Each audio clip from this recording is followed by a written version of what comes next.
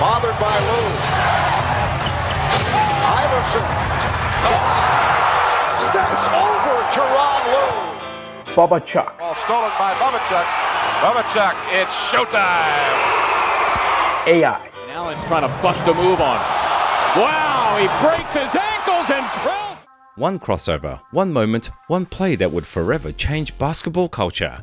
At just 6 feet tall, Allen Iverson didn't just play basketball, he revolutionized it. NBA MVP, 11-time All-Star, 4-time scoring champion, and a cultural icon who brought hip-hop culture to the NBA. But before the accolades, before the fame, Allen Iverson was nearly lost to the system. February 14, 1993, one night at a bowling alley would nearly destroy everything. A 17-year-old kid facing 15 years in prison. This is the story of how Allen Iverson went from prisoner number 88338 to becoming the most influential player of his generation. In the streets of Hampton, Virginia, they called him Bubba Chuck, born to a 15-year-old single mother, Ann Iverson, in a city where dreams often died young. Allen Iverson became a legend before he could even drive. Living at 106 Jordan Drive in a small blue house, young Allen found his sanctuary in sports. By age 13, he was already showing signs of greatness, but life had other plans. That same year, his father figure, Michael Freeman, was arrested in front of him for dealing drugs, a moment that would shape his worldview forever. He would always look out for the younger kids, says childhood friend Jaime Rogers. Even then, he could teach anybody, but what made him special wasn't just his talent, it was his heart. At Bethel High School, Iverson wasn't just dominating, he was rewriting what was possible. As a quarterback, he could throw the ball 60 yards with pinpoint accuracy. As a point guard, he was already showing the crossover that would later embarrass NBA defenders. He was the best football player I've ever seen, says his high school coach Mike Bailey. Better than Michael Vick, better than anyone. He could have been in the NFL Hall of Fame. But what people don't understand is that Allen practiced harder than anyone I've ever coached.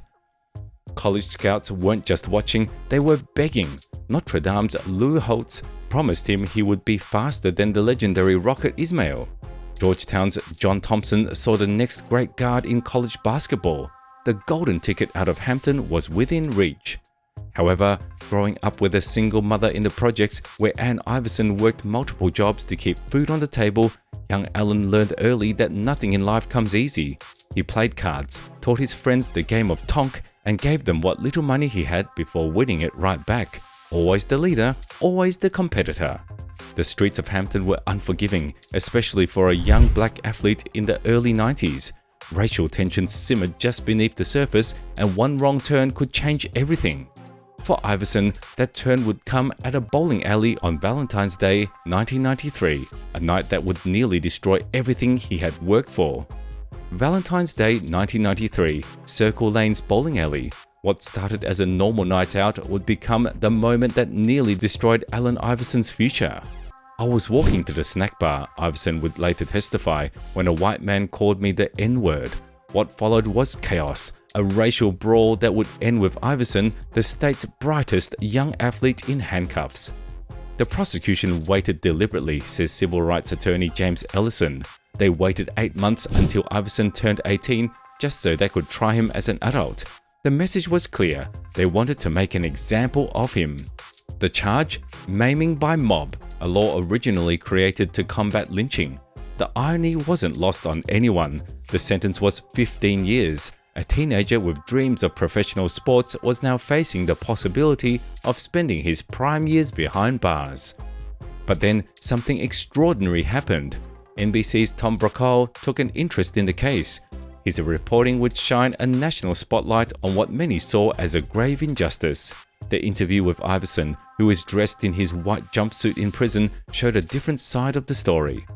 After serving 4 months, Virginia Governor Douglas Wilder granted clemency. The conviction would later be overturned due to insufficient evidence, but the experience had changed Iverson forever. Enter John Thompson, the legendary Georgetown coach. When other colleges withdrew their offers, Thompson saw something in Iverson that went beyond the headlines. He didn't just offer him a scholarship, he offered him redemption. "Coach Thompson saved my life," Iverson would later say. "He gave me a chance when nobody else would." At Georgetown, Iverson didn't just play basketball, he dominated. In 2 years, he averaged 23 points per game and turned himself into the #1 overall pick in the 1996 NBA draft. But this was just the beginning of Allen Iverson's story. The kid from Hampton, who almost lost everything, was about to change basketball forever. In Philadelphia, Iverson was a rookie, standing only 6 feet tall and weighing 165 pounds. He played the game with a fearlessness that defied physics, but it wasn't just how he played, it was how he looked doing it. The cornrows, the tattoos, the arm sleeve, the headband, Iverson brought hip-hop culture to the NBA hardwood. In an era of corporate-friendly image, he refused to conform. Then came March 12, 1997, the crossover that would become legend. The rookie Iverson, facing his idol Michael Jordan, put the ball between his legs, rocked Jordan back, and sealed his place in NBA history. That moment wasn't just about basketball, says former NBA Commissioner David Stern.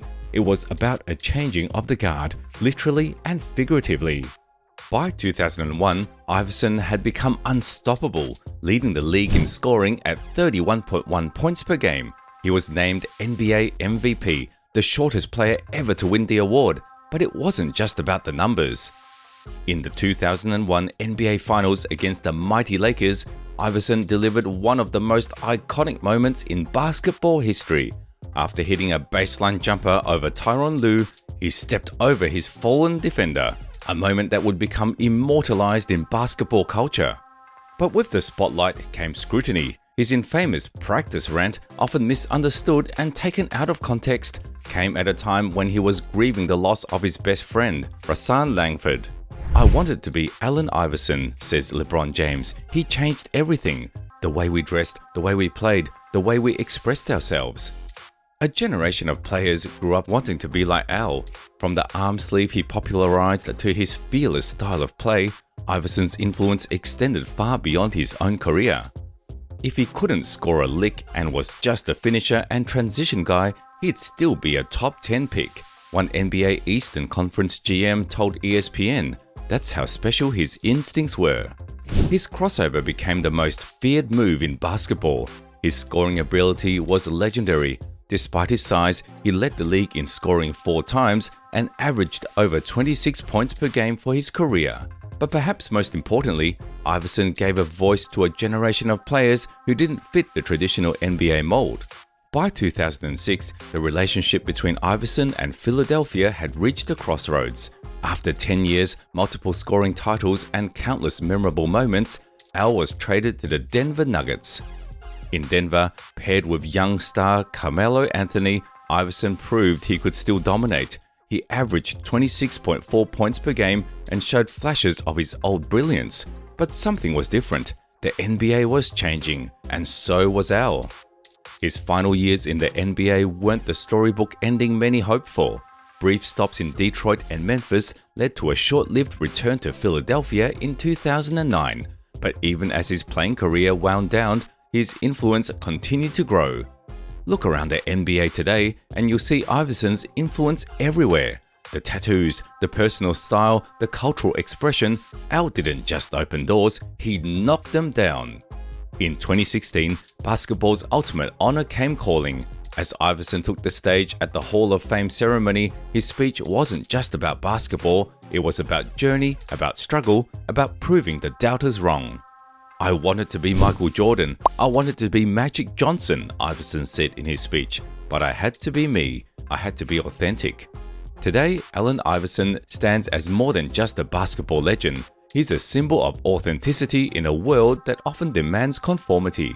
His influence extends far beyond the hardwood, touching music, fashion, and culture. The man they once tried to make an example of became an example on his own terms. From the projects of Hampton to the Hall of Fame, Allen Iverson didn't just play basketball, he changed the game forever. He wasn't the biggest, he wasn't the strongest, but pound for pound, few players in NBA history could match the heart, the skill, and the impact of Allen Iverson. "I played every game like it was my last," Iverson says. "I gave everything I had to this game, and the game gave everything back to me."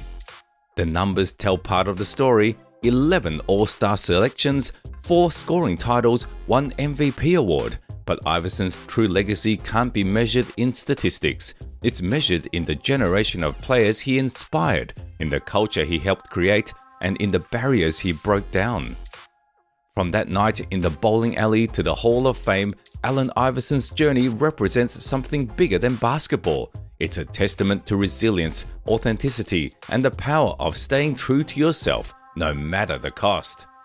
What do you think about Allen Iverson's impact on basketball and culture?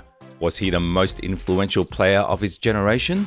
Let us know in the comments below, and don't forget to like and subscribe for more NBA stories and legends.